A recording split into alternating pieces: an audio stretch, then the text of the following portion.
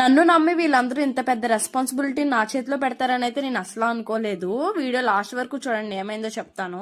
మా అబ్బాయి ఎంత సైలెంట్ గా చూస్తున్నాడో టీవీ అని మీతో చెప్తున్నాను వీడియోలో. ఇంక ఇక్కడ మా మావయ్య గారి రాజ్యం అనమాట ఇదంతా. బర్డ్స్ ని పెంచడం అంటే ఆయనకి చాలా ఇష్టం. ఇంకా హైదరాబాద్ నుంచి పొంగల్కి అమ్మ వాళ్ళ ఇంటికి వచ్చాను అని చెప్పాను కదా, అప్పటి నుంచి నేను అత్తమ్మ వాళ్ళ ఇంటికి అయితే రాలేదు. ఇంకా మా అత్తగారు వాళ్ళ ఇంటికి కూడా వచ్చాను. న్యూ ఇయర్ కి అయితే కరెక్ట్ గా వచ్చాను. ఇంకా నేను వచ్చిన రోజు అయితే ఏమీ షూట్ చేయలేదు. నెక్స్ట్ డే నుంచి అయితే Jan 2 నుంచి అయితే షూట్ చేశాను. మా అత్తయ్య నా విషయంలో ఏదైనా పెద్దగా కోపడేది ఏమైనా ఉందంటే అది ఈ విషయంలోనే కోపడతారు ఎక్కువగా.